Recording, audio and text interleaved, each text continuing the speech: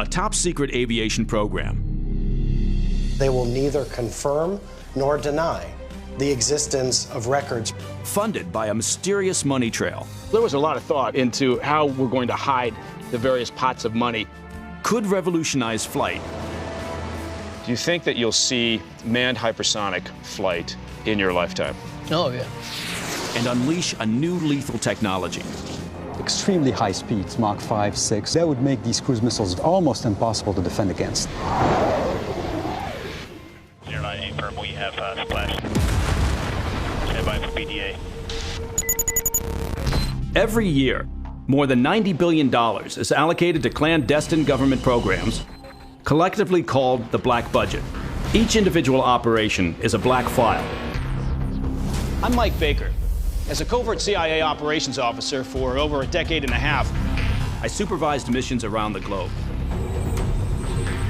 My security clearances gave me access to many classified projects. Now, I'm following the money trail to the secrets hidden inside the black files.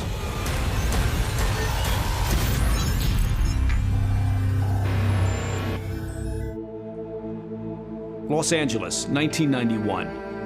The skies over Southern California are rattled by a series of sonic booms so strong they trip sensors at the U.S. Geological Survey.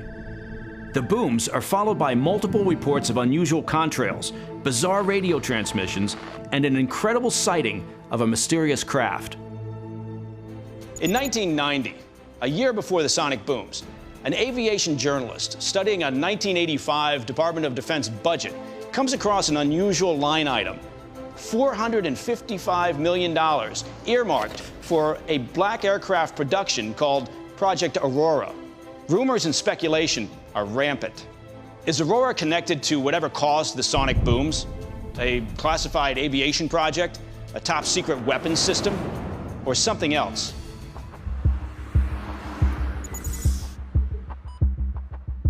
I'm headed to Palmdale, California, outside of Los Angeles. There, sightings, sonic booms, and mysterious craft are part of the culture, in no small part because it's home to Lockheed Martin's top-secret aircraft facility known as the Skunk Works. I'm meeting with Guy Norris, the multi-award-winning senior editor for Aviation Week, known for having sources deep within the U.S. military. Guy has first-hand experience with the sonic booms and Project Aurora. Guy. Mike. Hey, listen, thank you very much for coming out here to meet. Yeah. I understand that there's a personal experience that happened that furthered the investigative effort. Yes, absolutely. In October of '91, this almighty boom shook me out of bed at just after 6 o'clock in the morning.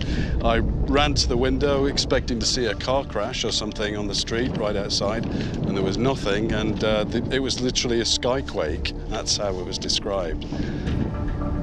That skyquake was the first of a series of sonic booms to strike Southern California. Over the next 16 months, there were 6 more. They were the subject of scientific study, media coverage, and speculation linking them to Aurora. Then came an incredible and credible eyewitness account. There was an important sighting that was made by a Scottish engineer, Chris Gibson. He was a member of the Royal Observer Corps, which is specifically trained to help sort of defend the skies and to spot aircraft. So what he saw was quite remarkable. I mean, given this, he was a trained observer. I'll show you here. It indicates that we're looking at 2 F-111s, a KC-135 tanker, which of course refueling. For refueling, a regular site. But mysteriously, right in line astern behind this tanker was this strange, sharply deltoed, sort of isosceles triangle-shaped vehicle. Following the sighting came a revealing scientific study. But further analysis by a NASA specialist in this, Don Megliani, really indicated that we were looking at something that was passing through the skies of Southern California at between speeds of Mach 4 and 5.2 at over 90,000 feet. My understanding is, at that point, you start going into hypersonic range. That's right. The generally agreed definition of hypersonic is anything at above Mach 5. So, pretty incredible speed for, particularly for that time. Hypersonics is the new frontier of speed. Anything exceeding 3,836 miles per hour. Still in its infancy, the engineering, technology, and challenges are complex. But the potential to travel tremendous distances significantly faster would be life-altering. What do you think of the idea that perhaps it's a hypersonic aircraft that's been developed or was in the process of being developed? The problem with that is that the technology for such a platform, as far as we know, is even now not mature. That presents quite a mystery. We have proof that something was flying at hypersonic speed, but the technology, at least as far as we know, did not exist. Gibson and Magliari offer hard and unchallenged data from reliable sources. Are they enough to conclude that Aurora is a top-secret advanced aviation platform? Well, that's one of the questions I'm going to ask an investigator who spent his career digging into black files, including Aurora.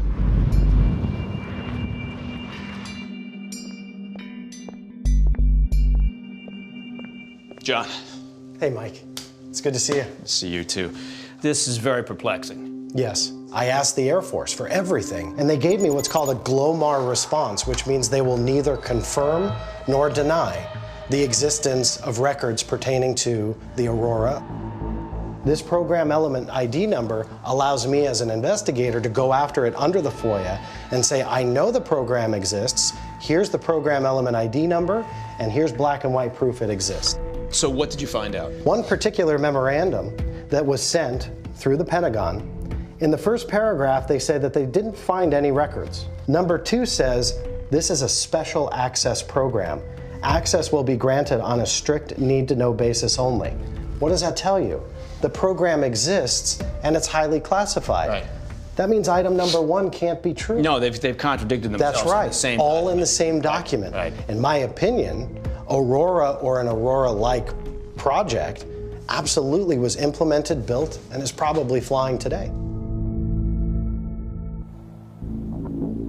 If John is correct, what kind of craft has emerged from the one first associated with Aurora some 30 years ago? We know it was capable of speeds unheard of at the time. What could a craft capable of such speeds be used for? To get some answers, I'm meeting with an expert on classified aircraft. I'm hoping he'll help me uncover clues from prior black-file aviation projects. How are you? That will help me understand the current one. I'm investigating Project Aurora. Well, it falls under the black budget. Back in 1986, portions of that, with the name Aurora, for example, had dollar amounts. Because Aurora, the name, was next to other strategic programs like strategic reconnaissance, they assumed that this was another strategic reconnaissance aircraft. Recon, or reconnaissance craft, are military spy planes whose purpose is to gather intelligence from the air. Speed is key. Is Aurora a modern-day spy craft? How does it fit in when we talk about some of these other reconnaissance aircraft? You talk about some of the early black projects, like the U-2. The CIA created a funding channel called Project Shoehorn, and that was used to procure goods and services from unwitting vendors who weren't cleared for the program. So there was a lot of thought into how we're going to hide the various pots of money. My old outfit was big into spy planes funded through the black budget. Their crown jewel was the A-12, another skunkworks design. Codenamed Oxcart, it topped out at Mach 3, or 2,300 miles per hour. I mean, is manned reconnaissance flights, I mean, is that sort of a thing of the past at this point with what we've got from satellite technology? The only problem with a satellite is the enemy knows where it is. It's bound by the laws of orbital mechanics. An aircraft, you can fly in from any direction at any time and make a surprise run. What about hypersonic aircraft? What about the capabilities of that and what that may mean to future developments? Hypersonics would be a great way to go for airborne reconnaissance. All these spy planes we've talked about were developed at skunkworks, all with black budget funds.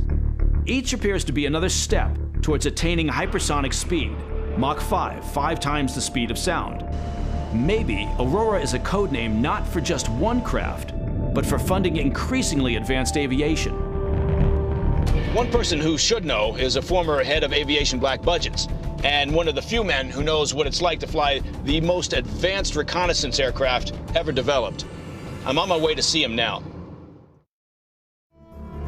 I'm pursuing a theory supported by several sources that the Aurora black file didn't encompass a single project, but instead several top-secret reconnaissance craft, all working towards breaking the manned hypersonic barrier.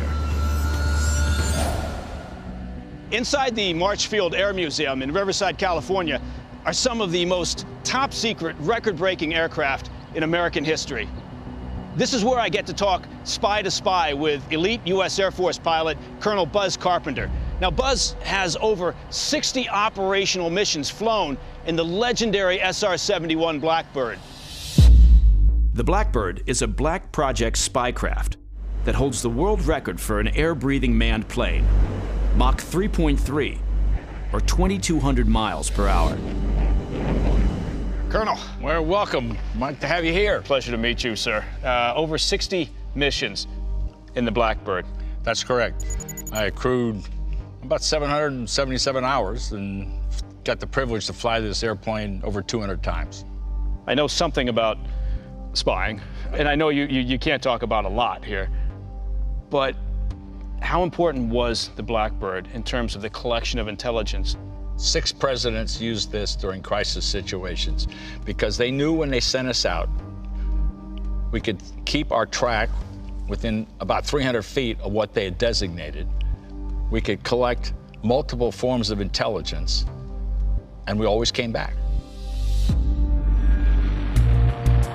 Made of a lightweight titanium alloy, the Blackbird features specially designed surfaces and a radar-absorbing paint to create a minimal signature.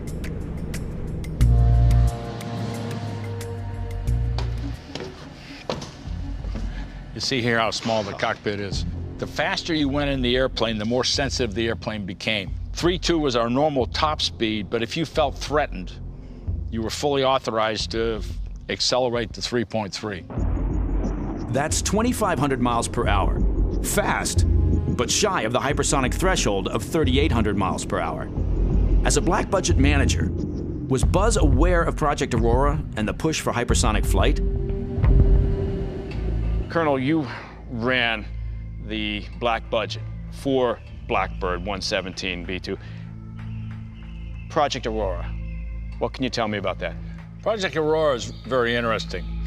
We were developing the B2, and the B2 was going to be $32 billion in investment, and another $32 billion to build 132 bombers. When you have numbers that big, to try to hide them in the Air Force budget became increasingly difficult. So I created, and was approved by the Chief of Staff of the Air Force, Aurora. Aurora looked like a reconnaissance program, but in fact it was a lot of the production money that was to be used for the B2. And we put it in the line, and very shortly, Aviation Week and these others said, oh, look, there's a new reconnaissance program, Aurora. It must be the replacement to the SR-71. Worked perfectly. They weren't looking at the bomber. Do you think that there's a black budget currently that oversees the development of hypersonics? I most certainly do, because I think you're starting to see things emerge, which is very common with black budgets. They get to a point when they get to a size and they say, well, we kind of got to tell them we're working on it. So sometimes you take it from being black to what we call gray. You protect the most secret part that you want to protect, but you acknowledge its existence. So Buzz created Aurora as a diversion and believes there is a current hypersonics black file. What projects are being funded by that black file, and how close are we to attaining a functioning platform?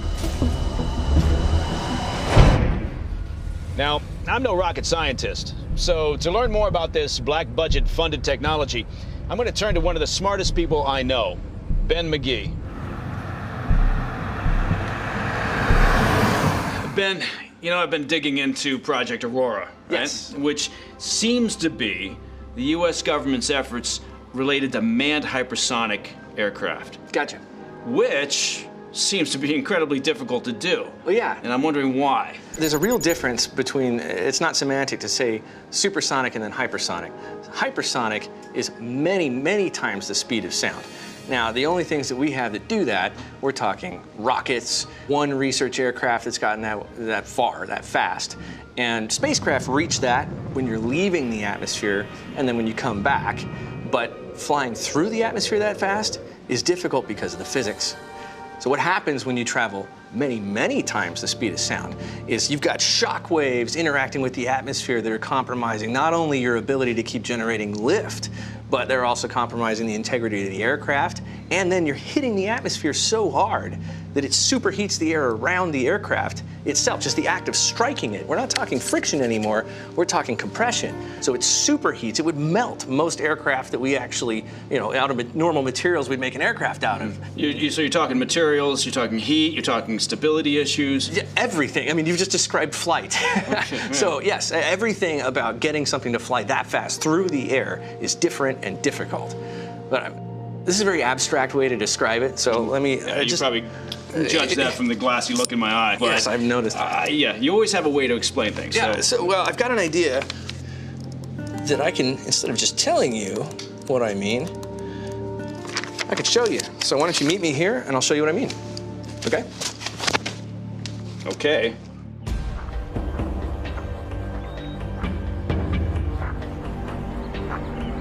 You realize that I wanted to talk to you about hypersonics, not trucks. I tried to get you into NASA's hypersonic tunnel facility at Plumbrook Research Station. Okay. And I couldn't. So I brought you to the next best thing.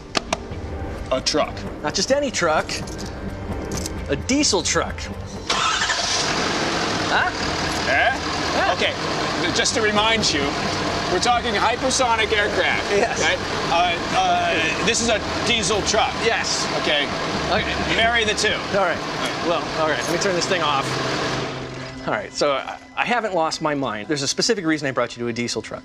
And the reason is how the fuel is lit inside the combustion chamber. Did you know that diesel engines don't use spark plugs to light the fuel? No, actually, I'm embarrassed to admit I'm of a certain age and I did not know that. Okay, well, I didn't either. I did a little research. You know what they use instead? Don't tell me right away. Rocket fuel? All right, no, that's not bad. No, they use compression heating. It's the very same physical process that hypersonic aircraft have to face when they're flying in the air. So what happens in a diesel engine is the piston in the cylinder crushes the air itself so hard that the air heats up to the ignition point of the fuel. So it uses the physics of squeezing the air, and it gets hot in response, so hot that it literally fires this engine. Really? Yeah. Diesel motors, that's how they operate. Yeah, it's cool. They burn at a much higher temperature. That's why the engines are made of ceramic. It's able to withstand a much higher temperature. And how does that connect to hypersonics? How does that connect to hypersonics? Imagine the piston is the aircraft, and the air is what the aircraft, the hypersonic aircraft, is smashing into. And it hits the air so hard, the air heats up in exactly the same way. The hypersonic problem is the same problem faced by the old space shuttle. It's not friction, it's smashing, it's compressing the air so hard. And that's why the shuttle's heat tiles were also made of ceramic, just like a diesel engine, because it's the same problem. A hypersonic engine is much more complicated. It's called a scramjet and has no moving parts, meaning no turbine and no compressor. Supersonic oxygen is compressed, mixed with hydrogen fuel, injected into a combustion chamber, and then exhausted through a nozzle, producing thrust. Here you are, you're talking about old technology, right, for a diesel engine. Now you're talking about how that relates to hypersonic aircraft. How far away are we from this? I'd say we're about at Wright Brothers level. So we've tested devices that are tickling the territory. And I think, if we just keep pushing the bar, much in the same way that we've refined the old diesel engine, we can end up refining hypersonic design and get there. That's outstanding. The Aurora Black File funded premier aviation platforms, leading to hypersonic flight. But with the challenges been raised, I wonder if manned hypersonic flight is possible, and if so, what are the risks? I'm going to put those questions to a record-breaking pilot who flew an experimental spacecraft into outer space. The Aurora Black File is connected to sophisticated spy planes that altered history. Now, according to sources like Buzz Carpenter, the black budget is funding hypersonics, craft that can reach nearly 4,000 miles per hour. But what are the risks to a pilot in such a craft? I'm going to find out by speaking to a record-breaking pilot who definitely has the right stuff. Mike Melville is a multi-world record-breaking pilot. In June 2004, he flew Burt Rutan's experimental Spaceship One past the edge of space, becoming the first commercial astronaut. Well, Mike, thank you, first of all, for the time. It makes sense that a space legend has his own museum. And this is a fantastic place.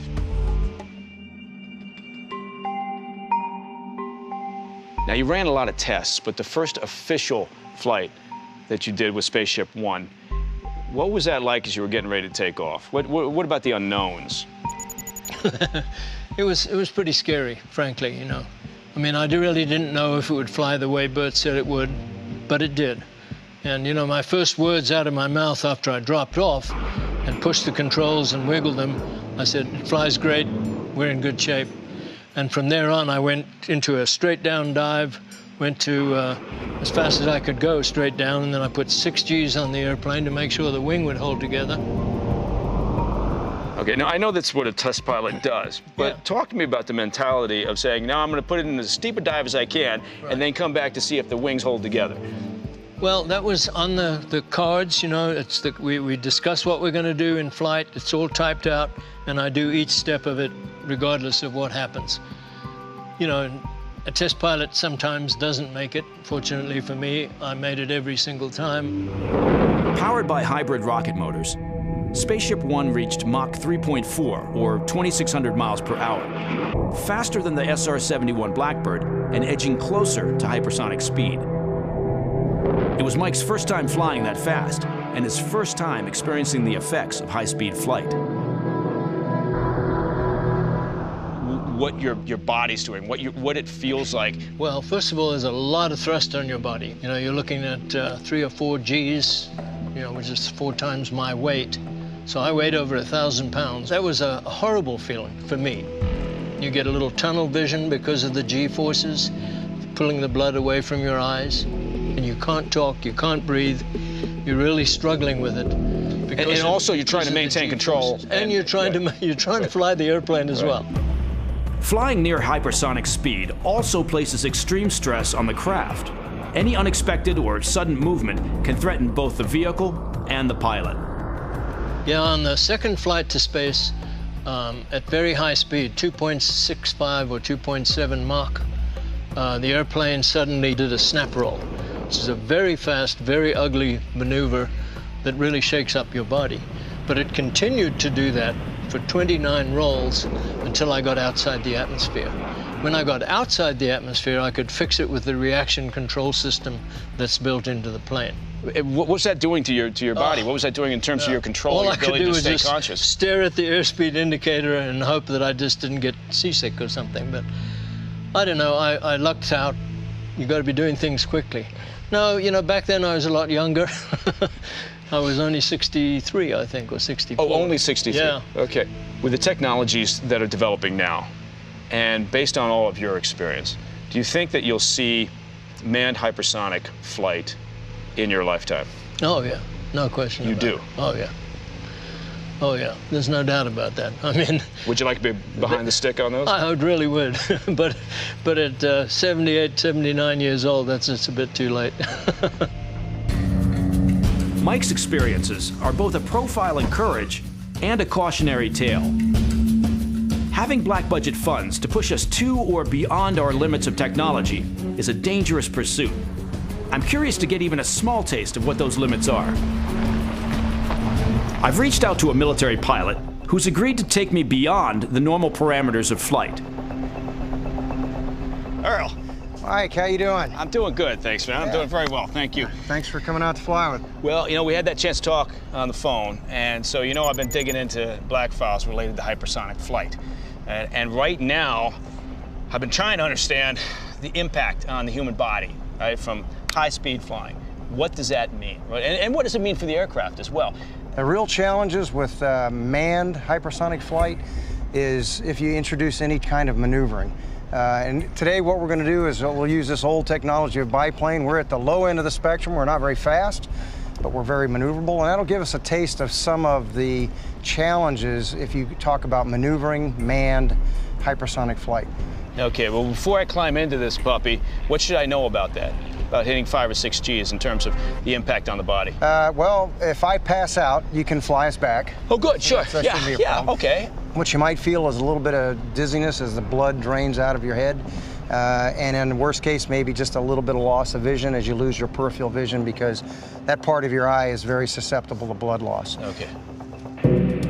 1 G is the force of Earth's gravity, your normal weight. Hypersonic flight imposes more than 10 Gs on the human body, 10 times your weight, forcing blood away from the brain, which can be fatal.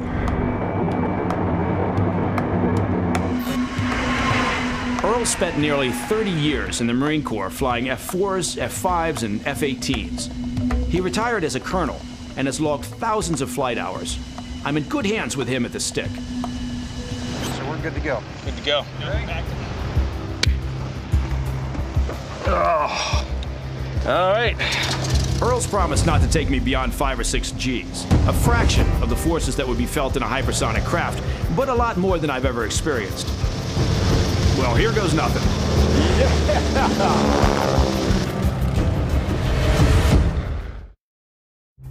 Every one of the journalists, military pilots, and other experts I've spoken with agree that the Blackfile Project Aurora has evolved into a quest for a hypersonic craft. Now, I'm taking a flight of my own to better understand the dangers of high-speed flight. Okay, I think everything's connected. You ready to go? Good to go. Victor 1, clear for takeoff 28 left, straight up. Hold on, quick. All right, here we go.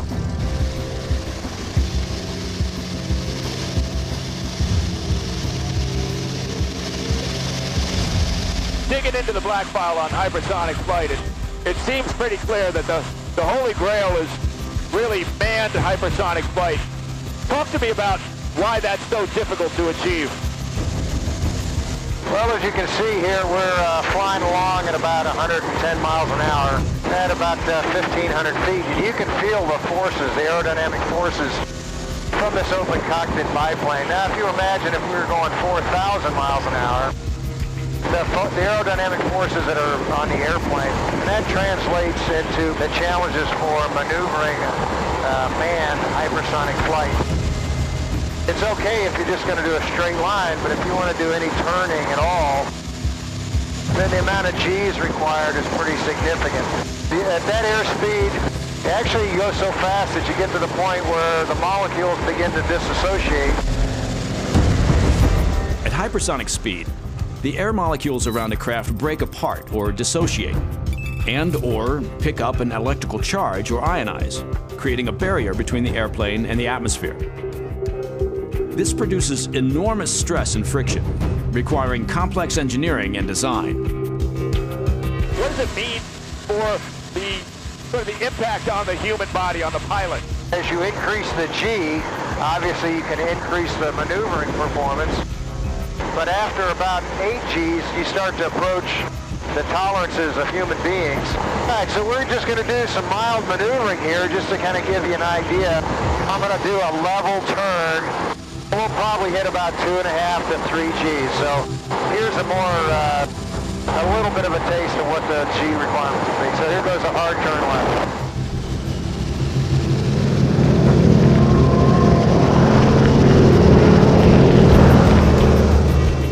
About 2.5 to 3. All right, we'll do one aileron roll, just so you can say you did it. Let's climb one up. Here we go. Ready? 1, 2,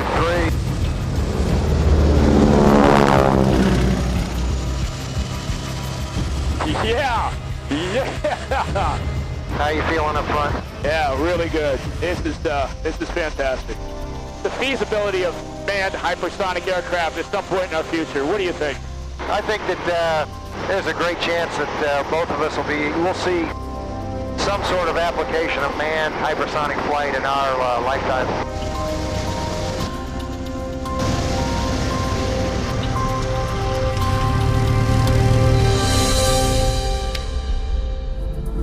If Earl and my other sources are right, that a manned hypersonic craft is in our future, what platforms are currently in development? Well, there's one place that should know. The same place where the U-2, A-12, and SR-71 Blackbird were all conceived, designed, and engineered. I'm on my way to Skunk Works, the super-secretive facility of Lockheed Martin. Within that compound, a generation of black-file aviation projects took wing. They're widely believed to be working on the next generation Blackbird, the SR-72. It's reportedly able to fly at 6 times the speed of sound, or 4,000 miles an hour. Now, I did my best to gain access to the facility, but no luck. Fortunately, I've managed the next best thing. I've secured a meeting with the Skunk Works former director of Advanced Systems Development. Any chance he'll reveal information about the black file dedicated to hypersonics? Well, I'm about to find out.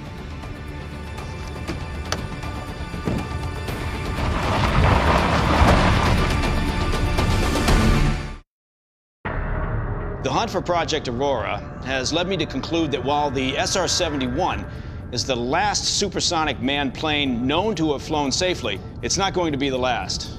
There are black budget projects currently working on hypersonic craft and possibly other applications of this incredible technology.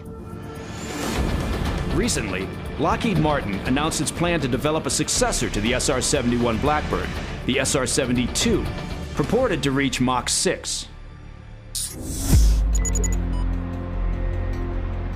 I'm about to meet with the former Aerospace Division Director of the super-secret company behind the SR-72, Lockheed's Skunk Works. I'm going to ask him about what I and others believe Project Aurora has morphed into, a hypersonic aircraft.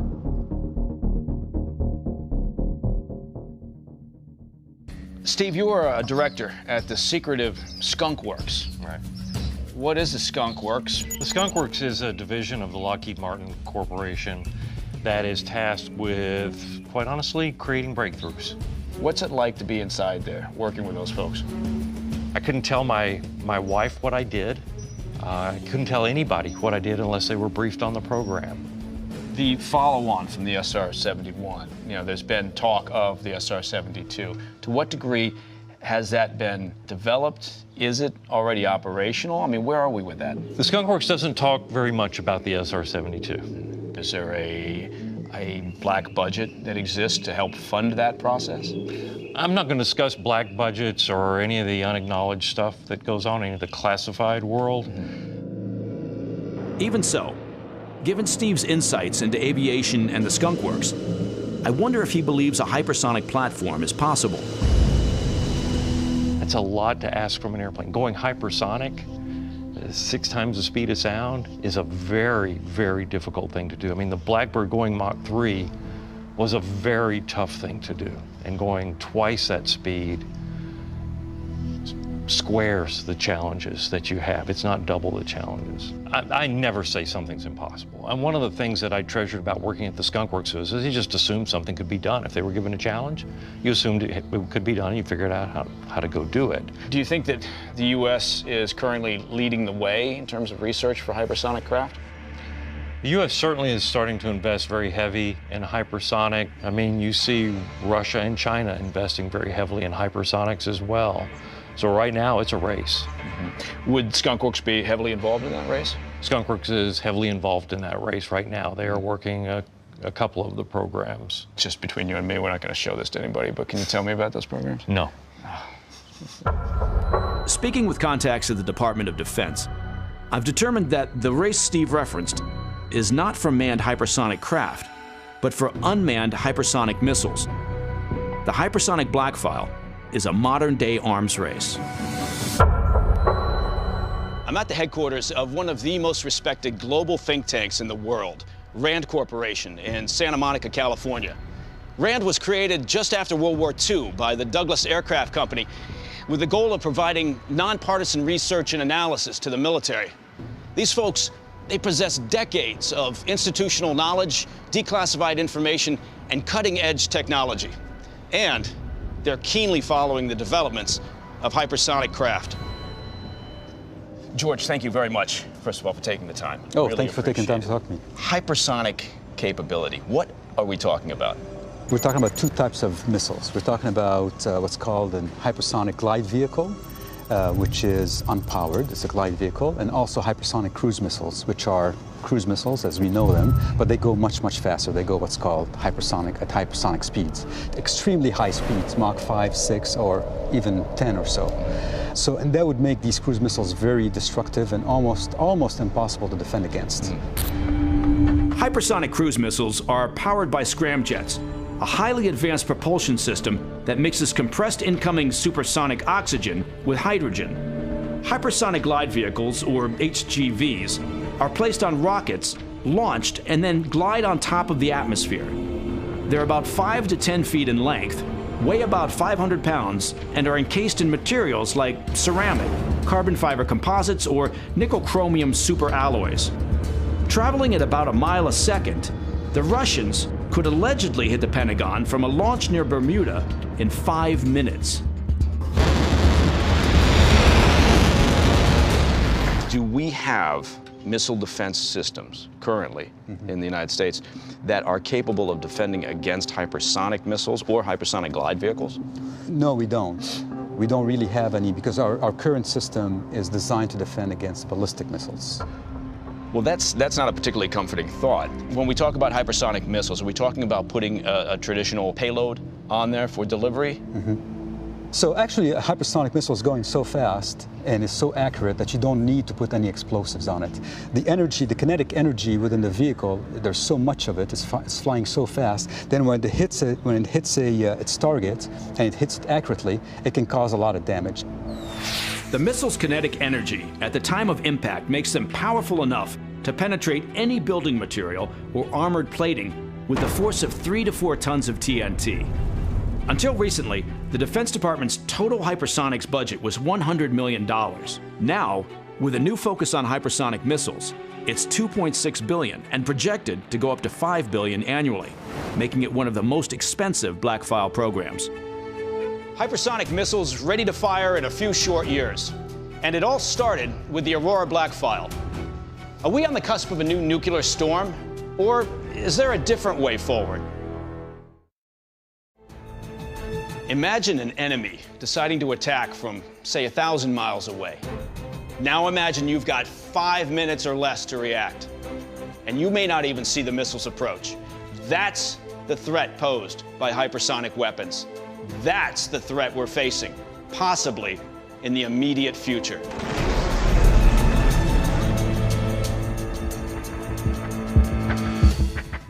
According to George Nacuzzi, the U.S. currently does not have a defense to this scenario. But if I know anything about the government, there is a plan. It's just hidden in the black budget. Patrick. Hey. Hey, how you doing? Good, Mike. How are you? I'm doing well. Patrick, talk to me about what the U.S. may be doing currently to develop some defensive systems against hypersonic weapons. The first big plan is for what's called a space sensor layer. This is going to be 6 different layers of satellites. You're going to have satellites that are highly maneuverable to track new types of missile threats, including hypersonic missiles. Weapons capable of traveling 5 times the speed of sound, so you can't launch an interceptor to destroy them in mid-flight. This is what these satellites are going to do. They're going to track the maneuverability of that hypersonic weapon to potentially allow a different set of missiles, or perhaps a jet that is armed with a cruise missile or something else, to hit that hypersonic weapon before it hits its target. But to do that, you have to know where that hypersonic missile is at all times, and that's what that space sensor layer will do. From your research, how far along is the U.S. government in developing that defensive capability against hypersonic missiles?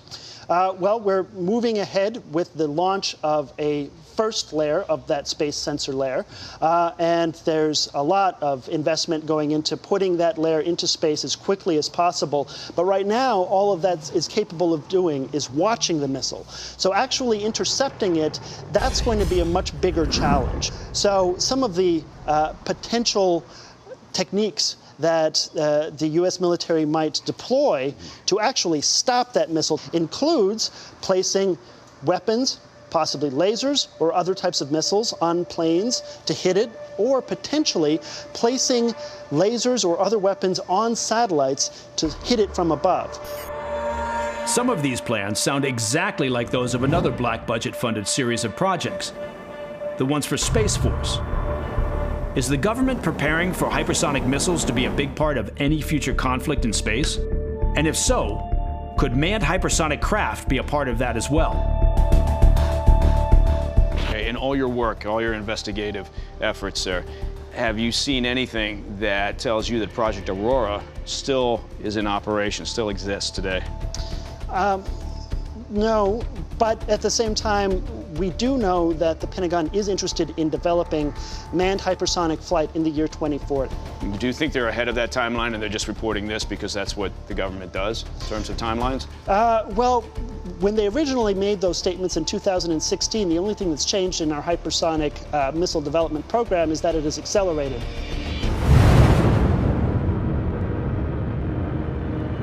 Patrick, what would the purpose be for manned hypersonic aircraft? Why this interest and why all this effort over the past few years in current times to develop? Well, think back to the D-Day invasion of Normandy.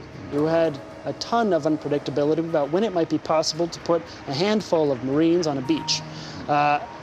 Months of planning went into it. It was in jeopardy up until the moment it was actually launched. Now think about what a hypersonic plane would allow you to do.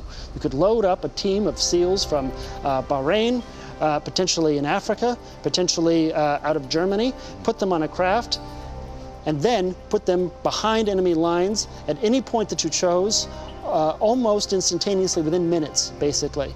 So what it allows you to do is invade, essentially, your adversarial country in a way that can't be detected or defeated. The Aurora Black File began as a rumor of an amazing craft with incredible capabilities. Today it's morphed into a hypersonics program that I believe the U.S. government will continue to develop deep within black budgets and top secret programs, as well as in plain sight.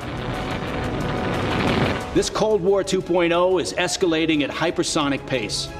We have to push the boundaries of technology in order to own the high ground in this era of competition, power, and survival.